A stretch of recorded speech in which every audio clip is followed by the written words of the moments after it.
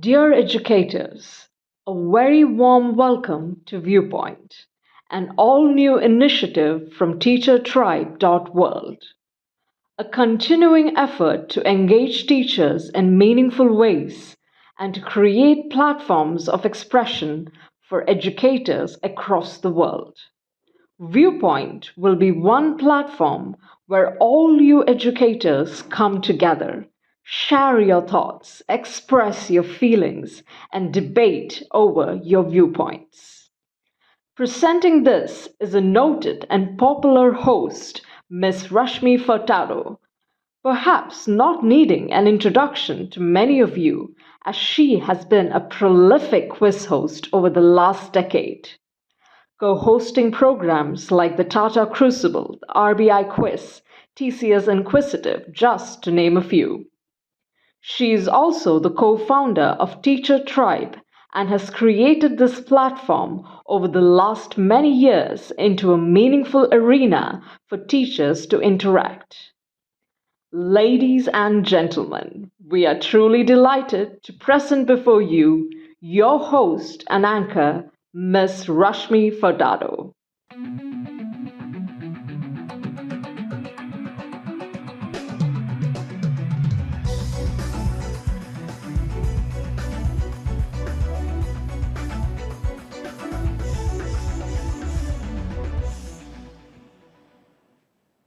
Hello, ladies and gentlemen. Welcome to the grand finale of the World Teachers Debate Viewpoint, brought to you by teachertribe.world.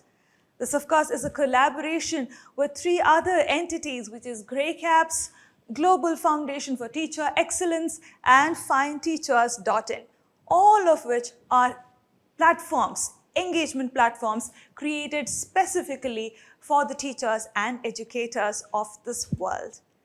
If you have seen the journey of all of our contestants so far, you'll know or you'll believe me when I say that they have had an amazing journey to get to this grand finale here today. But if you haven't, you must go back and watch each and every semi-final. We have had 4 semi-finals, and before that, these finalists who have joined us here today have gone through multiple preliminary rounds and screening rounds to get to the semi-final.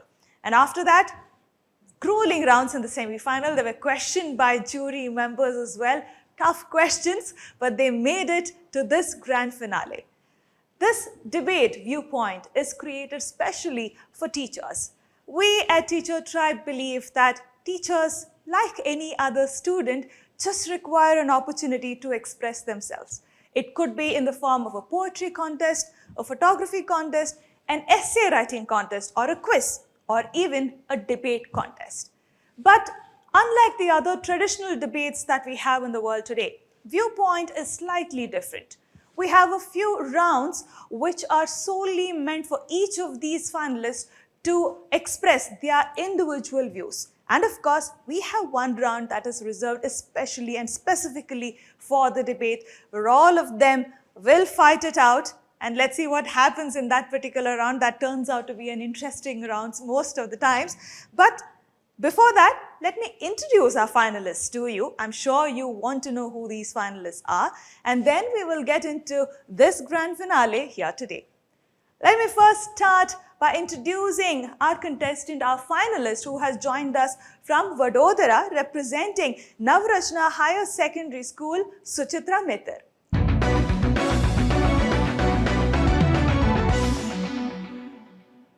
Following her, joining us from Bengaluru, representing Delhi Public School, Bangalore East, Dimple Soni.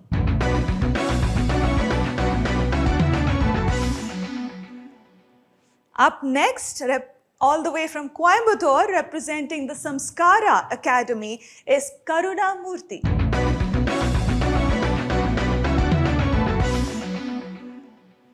And again, joining us from Bengaluru, representing the Mitra Academy, is Aparna Baheti.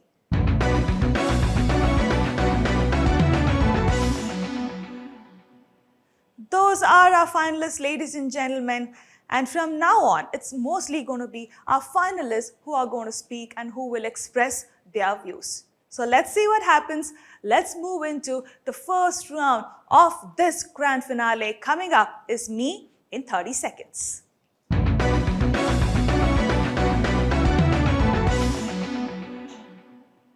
Ladies and gentlemen, let's start with Ms. Suchitra Mehta. Ma'am, you have 30 seconds of time to introduce yourself. You have done this before. What they need to keep in mind in this particular round is that the perspective would be that they are advertising themselves. So that is how they will introduce themselves in 30 seconds. So let's see what she has to say. You have 30 seconds of time. Please go ahead. Namaste world, I am Suchitra. I'm a walking mashup of a TED Talk, a brainstorming session, and a stand-up comedian. My hobbies include connecting dots, which nobody can see, but changing serious topics like a fun, loving business in a class. I usually find myself juggling in a Jurassic Park, tossing and balancing lessons. So I am a human version of AI, architect of idea, and if you want to meet one, you've already got one. And if you do not get convinced with whatever I'm saying, तो पहले इस्तेमाल करो, फिर विश्वास करो. All right. She's borrowed a tagline for herself as well. So that's Suchitra for you. So let's move on to our second finalist of the day. Moving on to Ms. Dimple Soni. You're up next. You have 30 seconds of time. Please go ahead. I don't teach facts, I spark discoveries. Good evening to one and all present here. I'm Dimple Soni from Delhi Public School, Bangalore East. I'm a science teacher by profession and a gardener at heart. I plant ideas, water curiosity, and watch confidence bloom. My class is a curiosity lab where atoms dance, questions sparkle, and imagination refuses to sit still. With over a decade of experience, I bring science alive, turning ideas into journeys and learners into explorers. Because great learning begins when we dare to ask, why not? Thank you. Why not indeed? All right. Let's move on to our third finalist here today. Ms. Karuna, ma'am, it's your turn to introduce yourself. You have 30 seconds. Please go ahead. Good evening. My name is Karuna and my pronouns are she, her. I was in advertising for 7 years before I plunged into the world of education, and I found it incredibly challenging. I love to read, travel, eat, ask questions. I enjoy silly puns and witty memes. I love to laugh. I love dogs and elephants, and in no particular order. As the child of a naval officer, I've traveled all around the country, and so I don't have roots anywhere, and I belong everywhere. I think learning is the most important thing that we have to keep doing all through life. And I think kindness is the most important trait that a human can have. That's me in 30 seconds. Thank you. Thank you, ma'am. I think it's been quite a while that I heard the names, or rather animals, elephants and dogs in the same line, and someone telling they like these two animals in particular, but all of us are unique. Let's move on to our final contestant for the day, Ms. Aparna Beheti. Ma'am, you have 30 seconds of time. Please go ahead. Good evening, everyone. I am Aparna Baheti, an educator and a magician, as I can drag Shakespeare from his grave and give him life in my classroom. I have superpowers like knowing which student is eating under the desk and which student is talking when my back is turned towards them. I love challenging young minds without losing my own, and I often lose sleep over other people's children. I run on humor, caffeine, and a desperate need for a nap. That's me in 30 seconds. Thank you, ma'am. Well, I think most of us would be guilty of eating under our respective desks. I certainly am. That almost feels like a rite of passage when it comes to education. I don't know why, but many of the people that I've met have all done this. But very interesting, I think. All of them have got the brief of advertising themselves spot on, and they've done it extremely well. Well, let's move on to the second round of this grand finale. Ladies and gentlemen, time for us to move on to understanding their point of view. Here we go.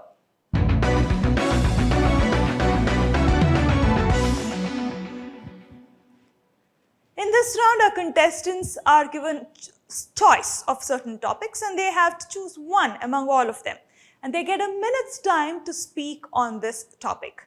They can take any perspective that they want. We haven't given them any prelude or any set parameters per se. Let's take a look at the topics that we have for them. Coming up on your screen are the topics. Libraries are mortuaries in a school. The current biggest pandemic in the world is social media. Does wellness among humans need greater attention? A world influenced by artificial intelligence. Should politics be taught as a compulsory subject in all schools? Our contestants are free to choose any topic that they wish. Even if there is an overlap, we would not hold it against them. However, I hope that the points of views that they'll put across would be slightly different from each other. And that's also the reason we have 5 topics for the 4 of them. Finalists, I request you to please stick to the time limit that is given to you. That is a minute's time. I will be strict with the time limit for the grand finale. In the semi-finals, I was slightly lenient with the time limit, especially for the rounds after the introduction.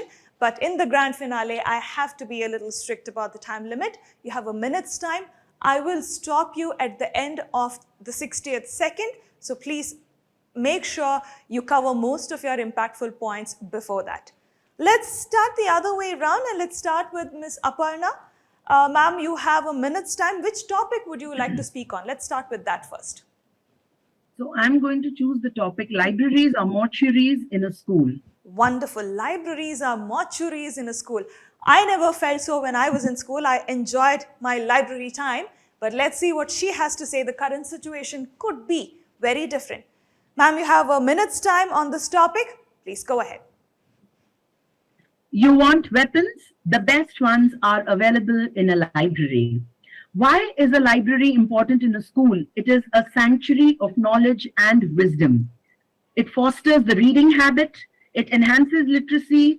It supports academic learning with diverse resources and acts as an intellectual hub. But the metaphor that libraries are mortuaries in a school holds true in the modern times. The primary arguments I would like to present are that the internet has removed their monopoly. With the click of a button, information is available everywhere and anywhere. Physical visit to the library has become questionable in schools. There are limited staff and librarians. Earlier, there used to be courses for library science. I wonder how many people now enroll themselves in such courses. Great books. The librarians were in charge of handing great books into the hands of children. But now with limited school funds, I wonder how many schools are actually diversing their resources into libraries. Hence, I stand by my stand that libraries are mortuaries in a school nowadays. Thank you. Wonderful. Thank you, ma'am. Let's move on to our second finalist. Well, the fellow contestants seem to be very impressed with her points of view. But let's move on to our second finalist. Ms. Karuna, ma'am, you have a minute's time. Let's first get to which topic you would speak on. I've chosen the last topic. Should politics be taught as a compulsory subject? A very, very interesting topic. Honestly, I think I wanted to put this as a topic for the debate. So we had a debate on that in our office, but finally we put it in this round. Ma'am, you have a minute's time. I personally am very intrigued to listen to what you have to say. Let's begin. Go ahead, ma'am. The only profession where you don't need any qualifications to become a politician, yes. In fact, if you're a drug dealer or a rapist or a murderer or a general all-round rowdy, go ahead, you can become a politician. We joke in school, if you can't study, go become a politician. I know it's sad but true. Movie star, okay, after your looks begin to fade, your voting population is already ready to cast your votes. The fact is that if you are one or all of these things, you could well become the president of a small country and then get kidnapped overnight and make news for all the wrong reasons. The problem is that there is a dissonance between politics and public. Children, teachers, and parents do not see politics as a viable option. So I suggest that we need to have politics taught in school, elections conducted in school. It is for your class leader. Have the voting and all of those processes done in school Let children organize the elections. Let's do voting online. Make it a complete process.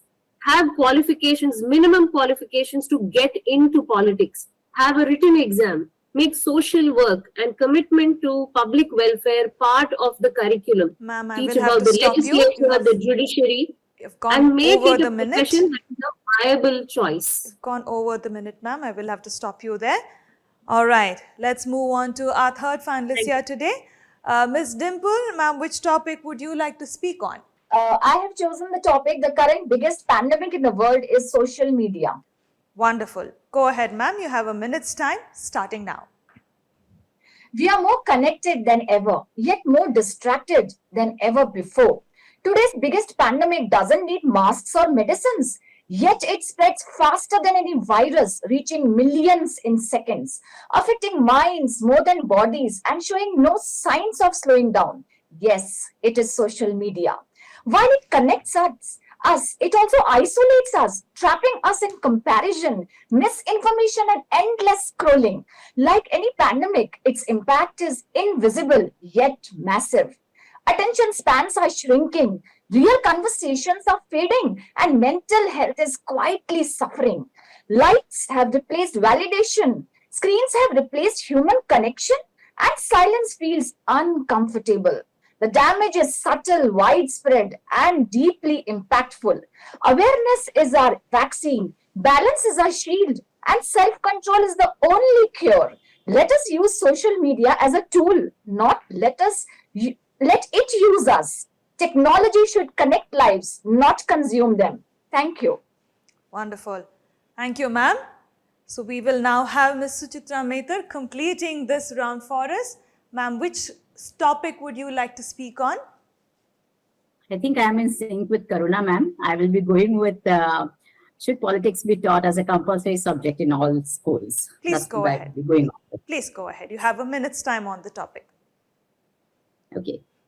Democracy does not fail because we have bad leaders. It generally fails because we have misinformed citizens. 40% of youth between the age of 18 and 19 registered as voters in the 2024 elections. Clearly, the gap has been showing indifference in electoral engagement. That is why politics should be compulsorily taught in school, because then children will understand governance beyond slogans and viral narratives. School should become a safe and a neutral hub so that they can question dominant ideologies and recognize bias. In doing so, they would be able to evaluate political actions on principles and not personalities. They would become citizens who are conscious about their right and more responsible about their duties. And that is why I feel politics should be taught as a compulsory subject in all schools. That's my time. The topic. Thank you, ma'am. Right on time there. Well, ladies and gentlemen, didn't I tell you that you are going to get to listen to some very interesting perspectives in this grand finale here today? So now let us move on into the next round, which is the third round of our finale. Unlike the semi-finals where we had 4 rounds, in the grand finale, we have 5 rounds. So this particular round would be the new one that we are introducing in the grand finale. Let's move on to heads and tails. Here we go.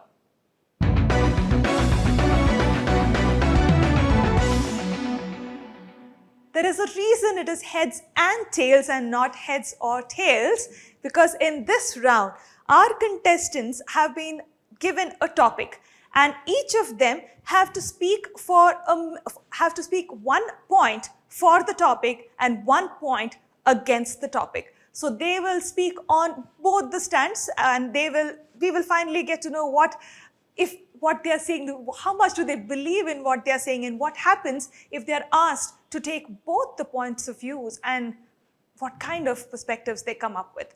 The topic that they are given in this round, coming up on your screen, a world with no teachers to teach. Well, I currently don't know how to imagine a world like that, but let's see what our educators of our country have to say about a topic like this. Each one of you will have a minute's time to speak on this.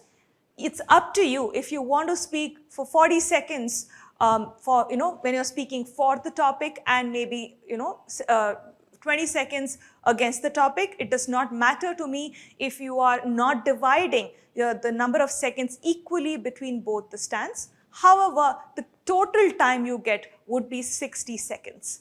So even if you have not completed speaking whatever you wanted to say and have only spoken for the topic, I will stop you at the end of the 60th second. Okay? Good luck to all of you. I think we will start with Ms. Suchitra for this round. Ma'am, you have a minute's time on this topic, starting now. A world with no teachers to teach would not change anything about learning. It will simply change the form of it. Technology, self-discovery, peer learning would come as a classroom.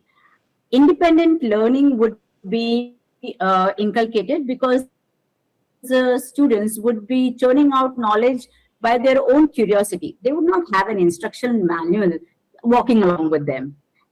For that matter, experience will become their teachers and mistakes will become their lesson. Yet, wisdom does not come with knowledge. It comes with values and experience. Even Panchtantra fables have reminded us continuously that teachers are the one who shapes the morals of any children. Whether it is John Keating from Dead Poet Society or Ram Nikum from Tare Zameen Par, both have rallied the role of teachers in finding the uniqueness in a child. So, if you want to have that sight, you need a human eye for it, not an AI to understand the child. So, I believe that though world would give Ma'am, I will have to stop you. Teachers, you have crossed the minute's time. I will have to stop you on that. All right, let us move on to our next finalist. Coming up is Ms. Dimple Soni. Ma'am, you have a minute's time. You know how the round works. Please go ahead. You can Google answers, but only a teacher can shape a mind. Now imagine a world with knowledge, but no guidance. Teachers just don't transfer information, they shape values. They build curiosity and inspire character. No machine can replace empathy, encouragement, and recognizing a human potential. Teachers teach students how to think, not just how to learn.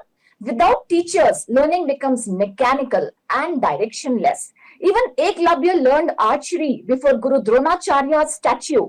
Proof that self-learning still needs a teacher's presence. Technology can inform, but only teachers can transform. Speaking for the topic, when knowledge is everywhere, do we still need a teacher to deliver it? In today's digital world, information is available at a click. With artificial intelligence, online platforms, and self-learning tools offering various kinds of personalized learning, skills can be built through technology.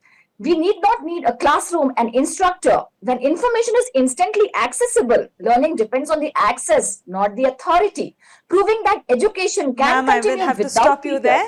I will have to stop you there. All right. Yeah. I can't help it, ladies and gentlemen. They have a lot to speak, but we are, we are at a short of time. So let's move on to our next finalist here today. Ms. Karuna, ma'am, you have a minute's time on the topic. Please go ahead. A world with no teachers to teach sounds like a dystopian statement, but unfortunately, it's not too far in the near future. Low salaries, great expectations from parents and management, and above all, inattentive students who want us to become like some hologram and churn out reels rather than classroom material. We could well be the last generation of human teachers. Sad but true. On the flip side, I cannot imagine a world without human teachers. The form of the teacher might change. It might change from an older chalk-wielding tyrant to a person who's almost the same age as you, someone who's younger than you, someone who has an internet connection and an incredible passion for delivering the subject. So the form of the teacher will change, but the human element of education cannot be removed. And I think we are not in danger of becoming extinct. Human teachers are here to stay. And I think we are here teaching as a noble profession will continue for years to come. That's my time for both sides of the argument. Thank you. Thank you, ma'am. Miss Karuna, I don't know what your kids are going to say when they look at this grand finale and hear you say chalk-wielding tyrant. I mean, these words are etched in my mind now. I only wonder what your students are going to tell you when they watch this entire finale. But nevertheless, very interesting points of view. Let's move on to a final contestant of this round. Aparna ma'am, you have a minute's time on the topic. Please go ahead. So, where my reason, imagination, or interest were not engaged, I would not or could not learn, as rightly said by Winston Churchill. When you imagine a world with no teachers, then individual pace of learning and student autonomy is given priority. Children learn with greater independence. They learn to problem solve on their own. They learn writing at their own pace, suiting their own needs. Now, coming to, speaking against the statement, I would like to quote, "My heart is slightly bigger than the average human heart because I am a teacher." Teachers shape character. They act as role models by demonstrating honesty, accountability. They instill values like respect, kindness, fairness. They encourage empathy and patience, and above all, inspire a lifelong love for learning and growth. Thank you. Wonderful. Thank you, ma'am. Well, ladies and gentlemen, a teacher's heart is truly slightly bigger probably than the rest of us. Fortunately, I have been a teacher myself, so I will include myself in that category. But lovely, lovely perspectives from all of you here today. Let us move on to our next round. Coming up is your perspective. Here we go.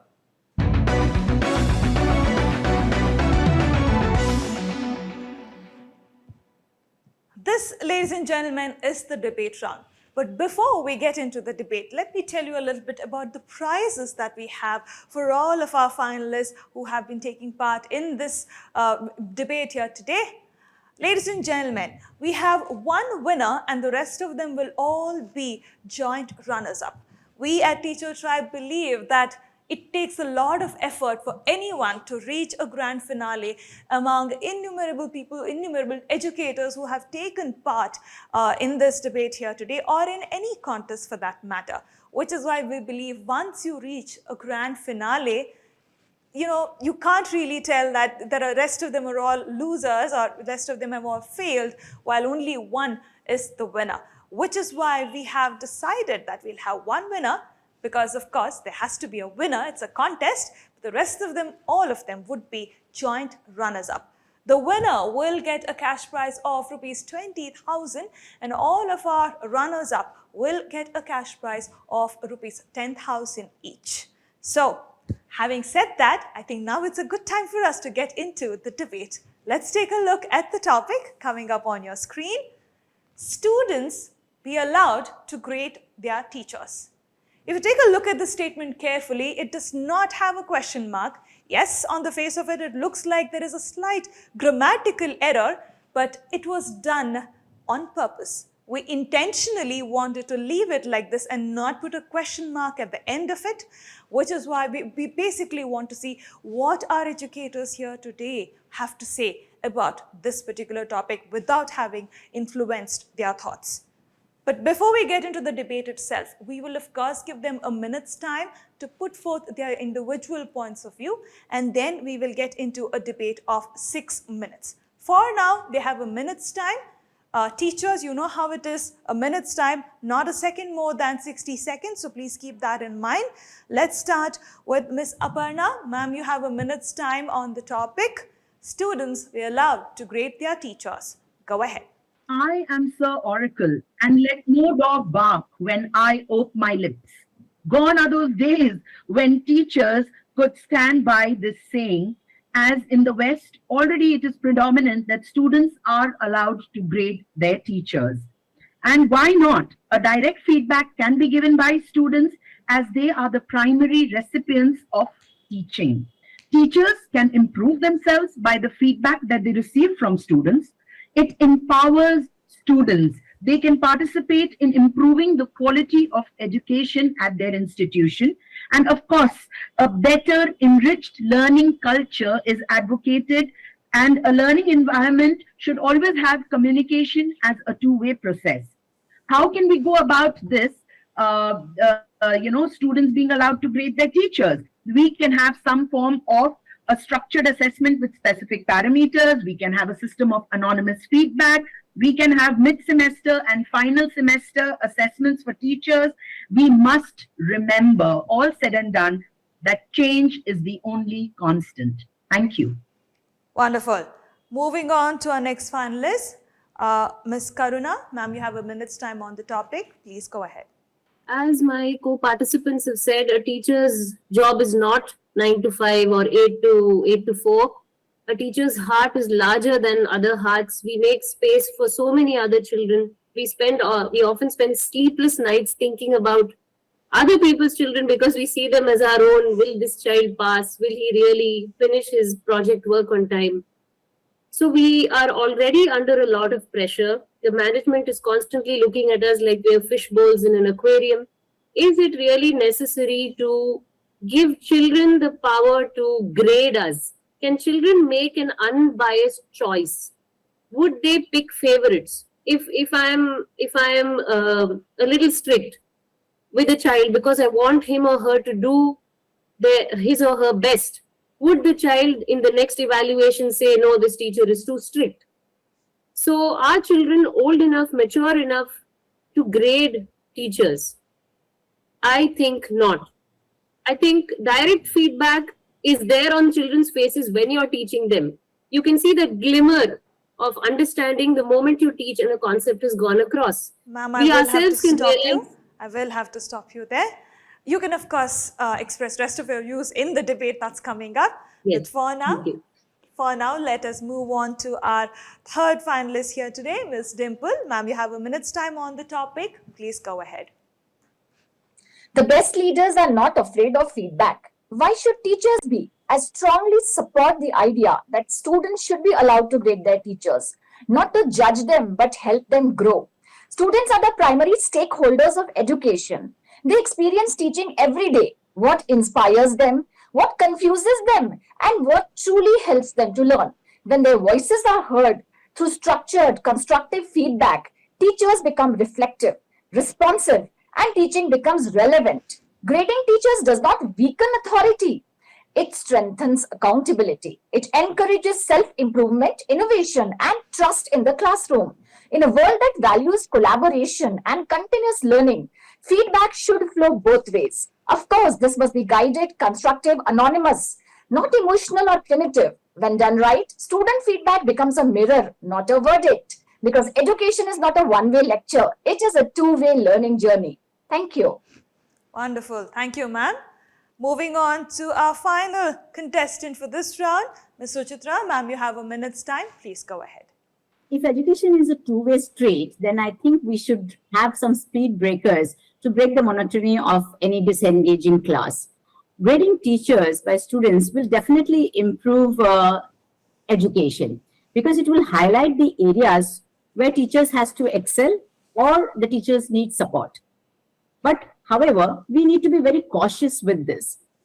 There has to be precise parameters which would go for this grading process. Grading system should not be influenced by leniency or popularity, but it should definitely focus on effectiveness, clarity, transacting it in a class. When we say Guru Sakshat Parabrahma, we always say that teachers are the direct embodiment of a supreme reality. And therefore, influence is eternal. Any feedback which helps this influence on the generations that's coming over and over again, civilization, would be great. So if we are leaders, like what Dimple ma'am said, if we are leader, we don't get fearful about the feedback. We invite them. So we are all... Ma'am, I will have to stop you there. I will have to stop you there, ma'am. Ladies and gentlemen, time for us to get into the debate, the war of words, if I may. They have 6 minutes of time to debate on the topic that is on the screen. They have already expressed their individual points of view. Now it's time for us to see how they debate this topic out. A point to remember is that we would encourage them if they are able to arrive at a conclusion at the end of the debate. However, we will not hold it against them if they are not able to do so. We'll see how this entire debate goes. I will not be interfering or intruding into this debate because you would have to steer this entire debate on your own. However, I will let you know at the end of the 5th minute that you have a minute's time left, and after the 6th minute, I will stop you, and nothing you say after that will be considered for your evaluation. Okay? Good luck to all of you. You have 6 minutes of time on the topic, students be allowed to grade their teachers. Let's see what all of them have to say. Please go ahead. So I might as well start.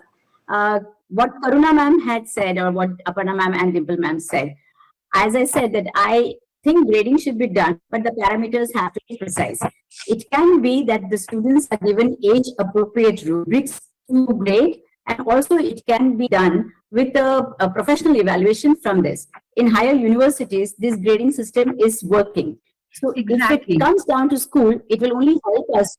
It will only help us to improve the process that we are going through in a class. I feel when we have a 360 degree. Teachers assess students, help them grow, and student feedback help teachers grow. That we can the classroom climate will be peaceful, and students will learn respect for the teachers. Correct. I think teachers are already expected to have a very high moral code. We are expected to be greater than everybody else. We are forced to be, very good all throughout. And then if this extra pressure is also put on us that we have to perform, we have to tick certain parameters. If every class is scrutinized, I think it just adds too much pressure on the teacher who's already got so much on her plate.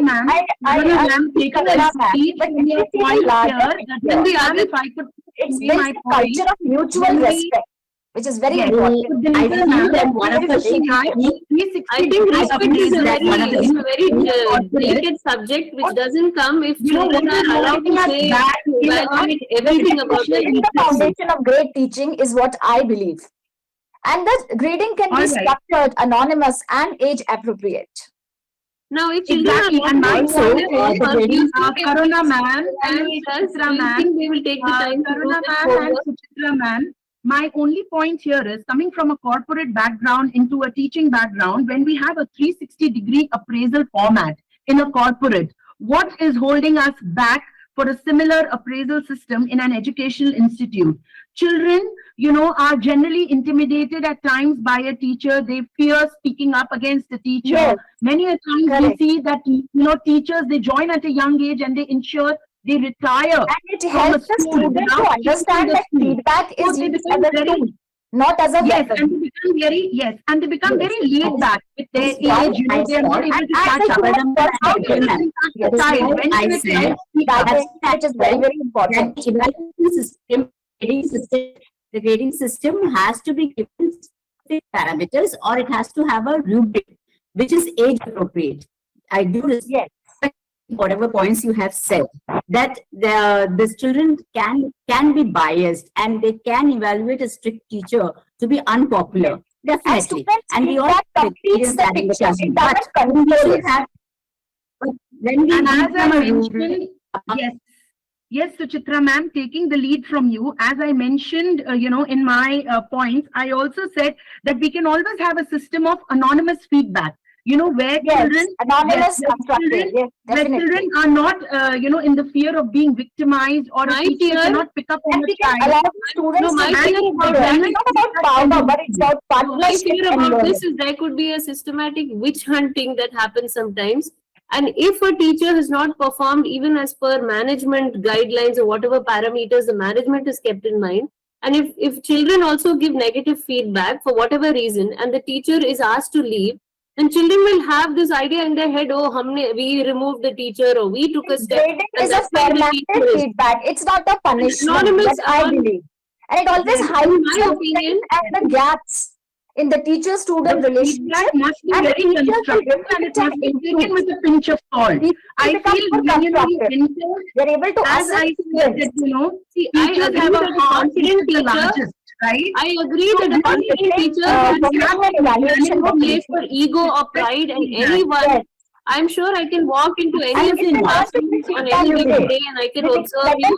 Absolutely not. I do agree. But I think the I feedback do comes agree with directly. Karuna, ma'am, that I think the feedback comes directly on the face of the child, and you don't need them to do any absolutely. homework. Karuna, ma'am, Giving feedback also yeah, prepares you are them for absolutely real right. world accountability. Yeah, we can go to They are each learning other's something and classes. they are giving How feedback. much accountability? How much Lessons accountability? and Is it okay for children to keep evaluating their teachers as well? I don't. Even if it is negative, I don't say that it will always be positive. That risk And exists I, only when feedback yes, is and unstructured. Deepika ma'am, as I already feel said, that it I has to feel be communication attached is with always a an two-way evaluation process, professionally right? Teachers, we I have a don't minute what left. I am trying to For say us, is, feedback is not a personal this issue. balance. Definitely.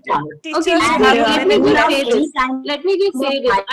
I have seen the three of you. I've observed the three of you, and I know your classrooms are full of life. I don't think your children are scared to talk to you at all. In fact, I'm sure they're the kind of children who come and hug you and do all sorts of mischievous things to you, play pranks on you. We So have then why do you just need here. Clarity will and become people is so We open and want welcoming. Why do you need in the learning environment. Why- And the classroom Yes, so environment you- should be peaceful enough for the teacher and And the student.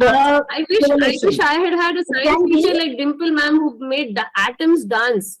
I didn't have a science teacher like you and a magician Actually, like our Aparna students, ma'am. they are not weakening the authority, right?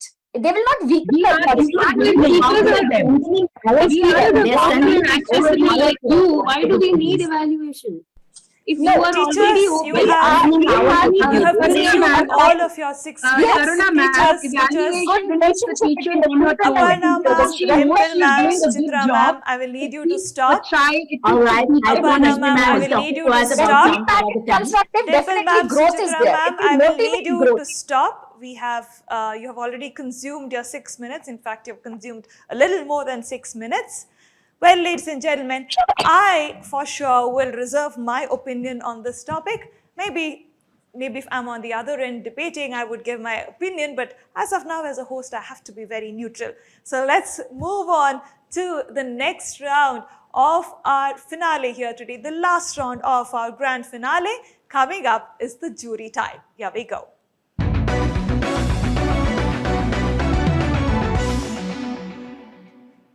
Ladies and gentlemen, you have been watching the grand finale of the World Teachers Debate Viewpoint Season 1, brought to you by teachertribe.world in collaboration with Grey Caps, Global Foundation or Global Forum for Teacher Excellence and findteachers.in.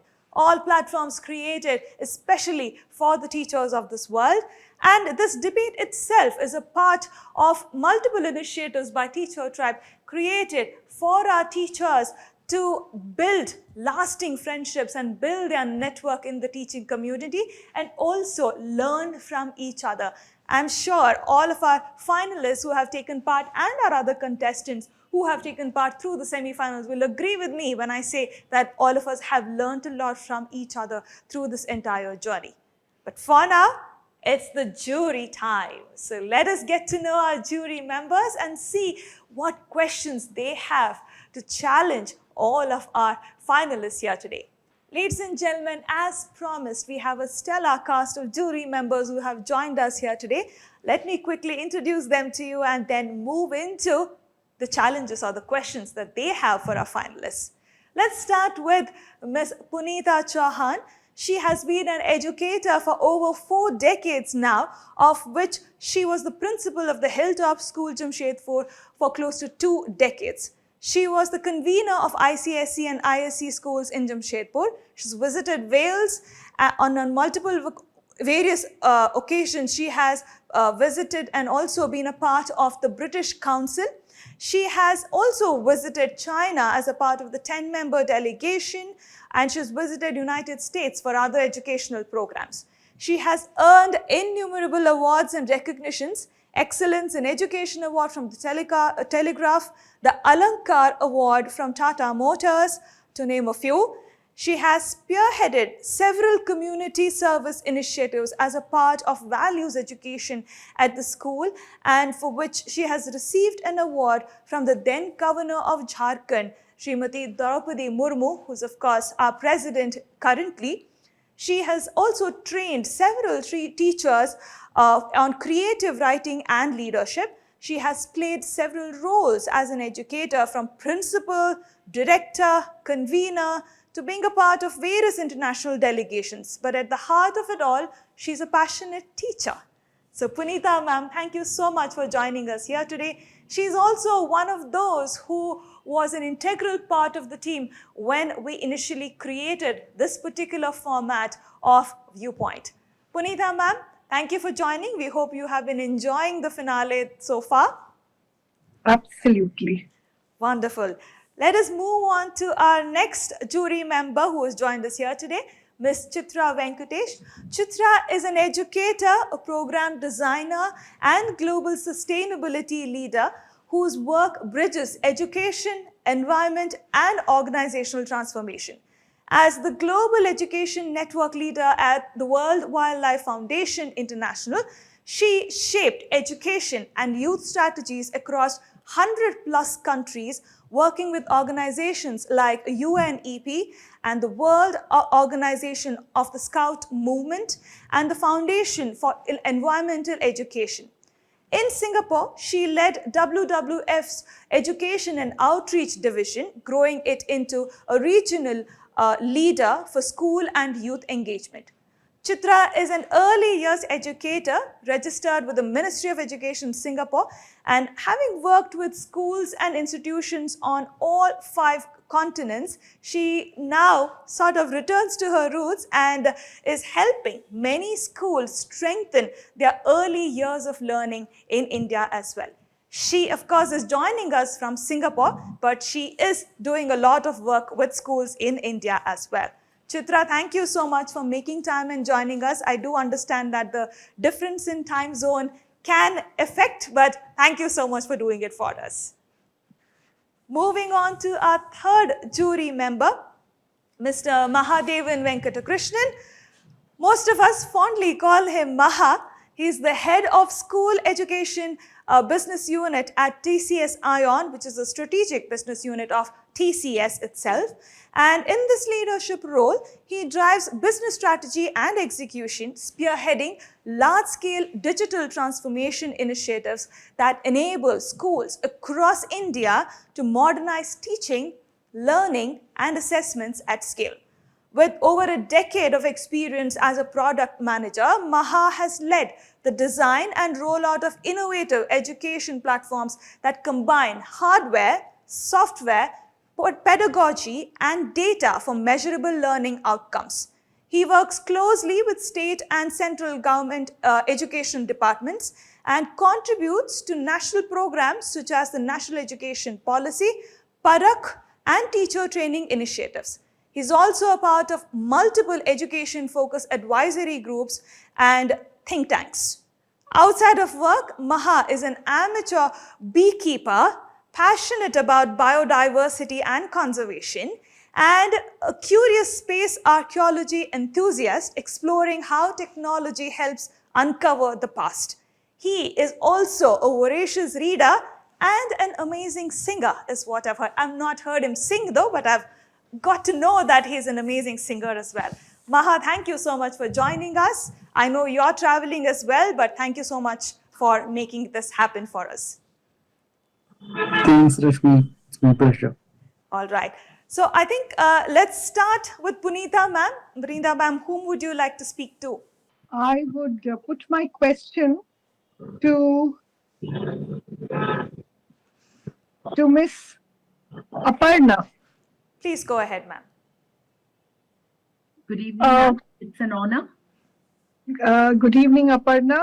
You say that you would be happy to accept correction from students. In my experience, teachers are, some of them are very forward-looking teachers also, very progressive, but taking correction even from the principal is sometimes very difficult. That's the practical reality of it. And to take correction from students, it sounds good, but do you think you would be able to accept that from one of the naughtier students of the class if that person were to give a negative feedback to the principal about you?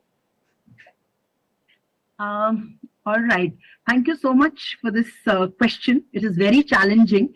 But then, as I said, ma'am, that, when you enter the teaching profession, your heart is larger than the rest, right? So when we teach, when we enter the classroom, those children are not our students, but they are, children from other mothers whom we actually accept. If they accept us with all their, if we accept them rather with all their flaws or all their merits, their demerits, I don't see why, when these children, they raise concerns or they have an issue with, with the way we are transacting in a classroom, why shouldn't we be receptive to their feedback? As you said, the naughtiest child, and we have always seen, we label children as the naughtiest or a backbencher or a disobedient child. But how many of us actually go deeper into understanding that why is that child being labeled a naughty child or a backbencher or a mischievous child, right? So when we accept a child wholeheartedly, and that is when the child will also accept us wholeheartedly. Don't we listen to criticism from our loved ones, from our near and dear ones? Don't we take it with a pinch of salt? Then what stops us from accepting that kind of feedback from a student? Perhaps our ego? Exactly. And all the best to you. Happy to hear your point of view. And I hope that you'll be able to take that across, because in a classroom faced with an immature student in front of us, that kind of a challenge can be truly, truly challenging. Ma'am, trust me, when nowadays, when we enter a classroom, it is as, someone had said, it's like a walk through Jurassic Park, right? So we might have one or two children who would actually, listen to our lesson. The others would be roaring like dinosaurs. So yes, thank you. With your good wishes, I hope, I can do justice to my role as a teacher in the near future. Thank you. Best wishes. Thank you, Punita Thank ma'am. you. Well, hoping all your dinosaurs are kind to all you teachers. For now, let's move to Chitra. Chitra, whom would you like to speak to? Well, I am going to direct the question to either Karuna or Suchitra. It's up to you. You can decide. Yeah, so they can pick who wants to answer. No, I would prefer you pick. Chitra, please decide. Because this could apply to both of them. That's okay. I would prefer you decide whom you want to speak to. I would actually love to hear both of them if I could, because they have very opposing views. But, okay, all right, go ahead. That's one of the reasons I was wondering if you could choose one of them. So I was listening to what you had to say right from the beginning. And interestingly, both of you chose the topic of politics in schools. And you had slightly opposing views on that topic as well. And I thought I'm kind of extrapolating it a little bit further than teaching about politics to actually teaching them about democracy, about what is democratic, what does being a citizen mean, and how do you contribute meaningfully as a citizen. So if you extrapolate that and you say, yes, it's important to talk about politics in school, would grading a teacher be part of that experience, that process of making the ecosystem better? They are part of this community, the teaching and learning community in school, and they are part of, they are benefiting from it, just like a citizen in a community, in a neighborhood. So they are acting out that right as a democratic citizen to provide the feedback to make things better, right? So how would you look at it? Like you had, for example, Suchitra, you spoke for politics, and then Karuna, you spoke about how it could be detrimental, speaking about it, but then, also certain points there. So I'm really curious to hear very curious to hear how both of you would speak about, students grading and how that it could actually be a democratic process that you're teaching them as current citizens, because they are citizens of the world. For the first part, that when we are teaching politics in school as a compulsory subject. So as I mentioned, when we are teaching this subject, we are asking them to evaluate actions on the basis of principles and not personalities. So if I take this, and if you're grading a teacher, we are grading the process, not the personality. So when we are having the learning process, we have the rubric which is telling us, okay, do for clarity, go for effectiveness, go for pedagogy, go for the transaction. So it's not the person who is there, it's the process which is there. Coming back to democracy. When we're doing the democracy, when you know that there is an action that is taken, a political action that is taken, whether it is governance, then we have to evaluate the governance, we have to evaluate the action. And whether that action is on the principles based on the democracy, on constitution, then it will be an unbiased opinion. Why? Because when you are inculcating this, that time the child or the citizen is very conscious about his right or her rights, and also more conscious, more responsible about the duties that is done. Because the person in question is on a wider perspective. You are looking at democracy, not the politician. You are looking at education, not the teacher. So when I look at it, the politics, when taught to children, they will have their own opinion, personal opinion based on principles. And with that, I think they would be really fair and just in giving the decisions that they want to, forming an opinion that they want to. All right. And do you think that's something that you would consider part of the learning process in school?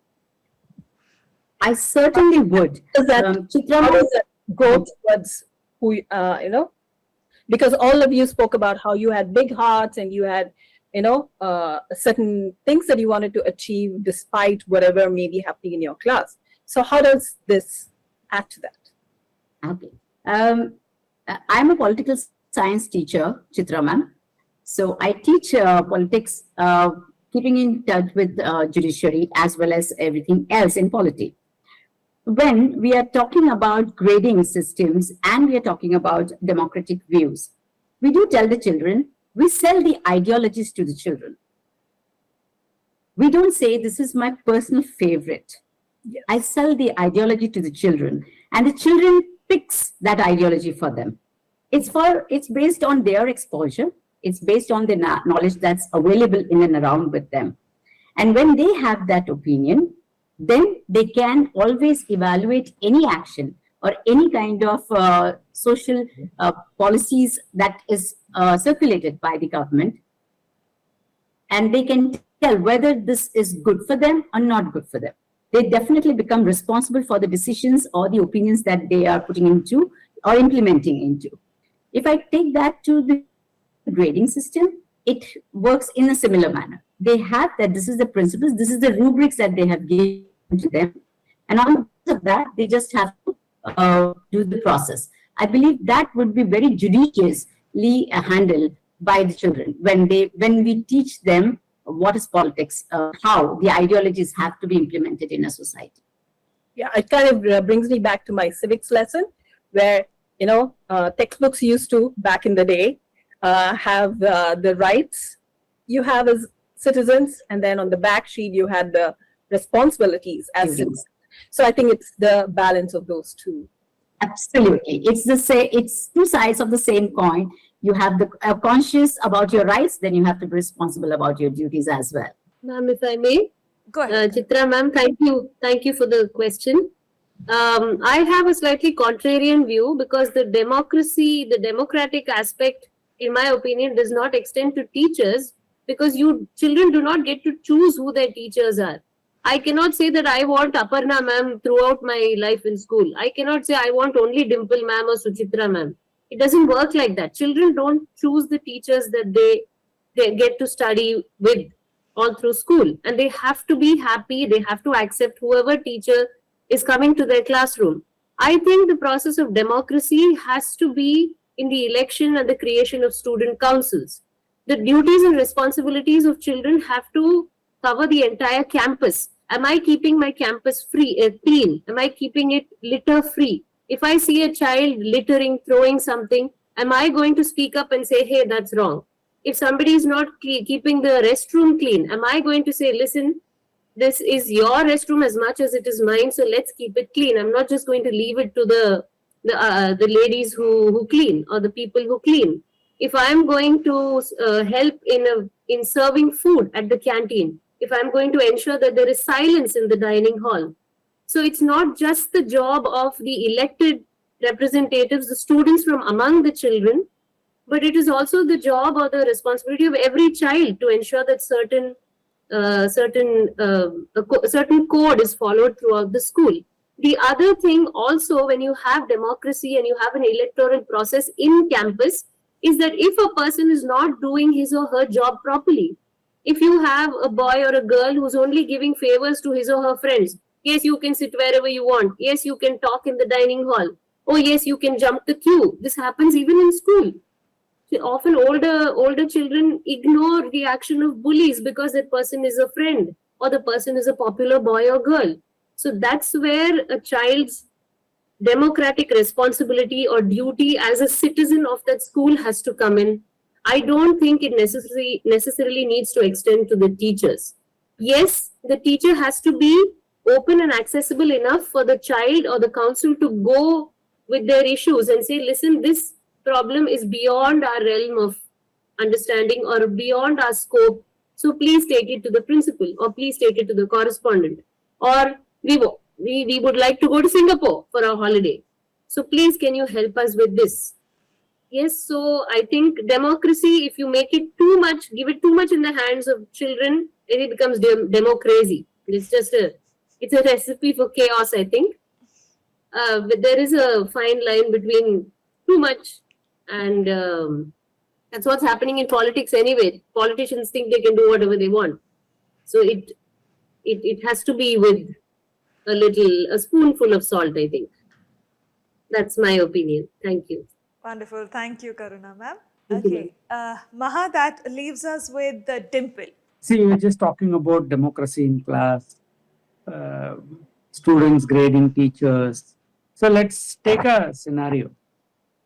Today's scenario, today's children, today's students, they demand agency.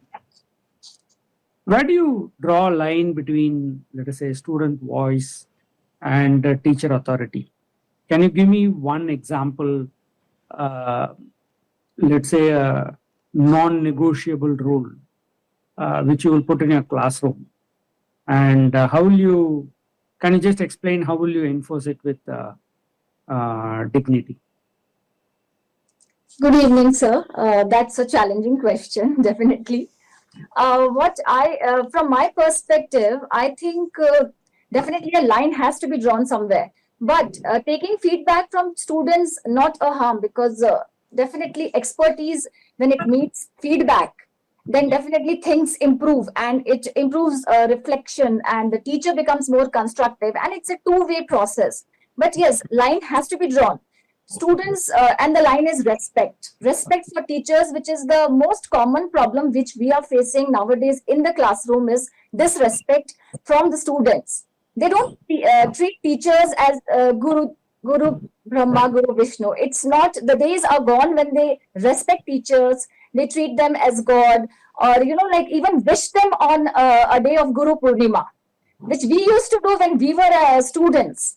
So that thing is definitely lacking and we have to teach them to respect, and there a line should be drawn that if any student is disrespecting, we have to teach them that respecting the teachers, they are the second mothers in the school and they are the persons who are giving you values, shaping your futures and building their character. more than half of a day they are in the school spending time with the teachers and disclosing whatever they are, any discomfort, anything which they are facing in the entire day. The first point of contact is the teacher, and then the teacher is responsible to inform the parents. So, and this respect will definitely come when parents respect the teachers, which we see that in today's scenario is lacking very much, because if the children are sitting with the parents are talking something ill about the teachers, they are using some words which should not be used, and disrespecting, like some kind of abusing language. And the same So thing, how are you going to enforce it with dignity?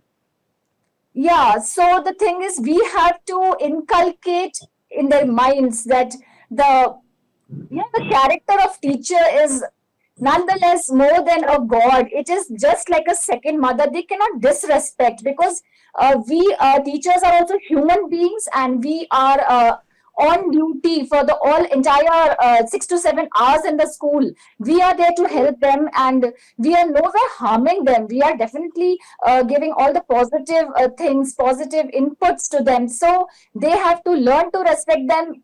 We can storytelling can be done, some other examples can be given, and maybe like olden days can be brought back, when the students, like we as students used to respect our teachers. Even when we gifted a rose, a small pretty flower to the teacher used to feel so good, and like so overwhelmed, and used to be so happy. Nowadays the students, they don't even bother to make the teacher happy. They are least bothered about teachers happiness, and they are only bothered that if teacher even pinpoints a single thing, they are going to complain it to their parents, and it backfires on the teacher with through the management. That is the thing we are facing nowadays. So this has to be definitely controlled, and it is of course in the hands of parents and teachers both. It's a mutual work which has to be done together, so that like the parents have to give them values. The first point is parents have to start respecting the teachers,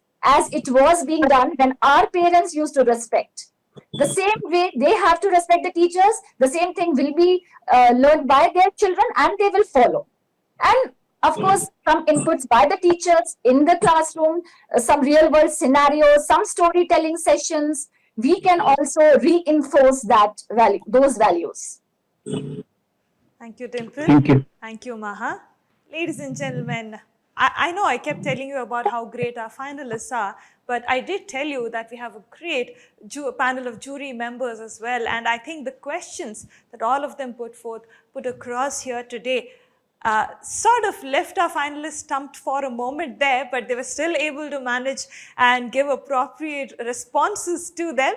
But I would like to thank all our jury members for being a part of this grand finale. Not only the ones who have joined us here today for the grand finale, but also all the other jury members who joined us all through the semi-final and also the preliminary screening process. It has been an amazing effort, not only by Teacher Tribe and Grey Caps, but also by all these jury members who are external jury members who have been a part of this journey with us. Ladies and gentlemen, now it is time for us to identify the first ever winner of the World Teachers Debate Viewpoint. So, give me some time to go adjourn with our jury members and figure out who this winner is. We will of course let you know very soon on who the winner would be. But of course, as I told you earlier, one winner and the rest of them would be joint runners-up. So technically, all of them go back as winners, just that the prize would be slightly different for one and for the three of them other than the winner. So ladies and gentlemen, thank you so much for watching the World Teachers Debate Viewpoint from the beginning of this journey and the conclusion here today at the finale of Viewpoint. You don't go anywhere, because we have the World Teachers Quiz that will be starting very soon. The registrations for the World Teachers Quiz will be starting very soon. So all of you teachers, educators, school and college lecturers and professors, all of you are welcome to take part in this quiz. This is the 6th season of the World Teachers Quiz, and it has been overwhelming participation from our teachers and lecturers year on year. So we expect you to take part in huge numbers again this year. And of course, I'll be there with some challenging questions for you, but trust me, you're going to enjoy it. I hope to see you at the quiz. But for now, give us some time to go away with the jury members and come back to you with the winners. Thank you so much for joining us through this journey, and we will see you soon. You take care. Ladies and gentlemen, the winner of the first ever World Teachers Debate Viewpoint brought to you by teachertribe.world is Miss Aparna Baheti from Mitra Academy, Bengaluru. Congratulations to you.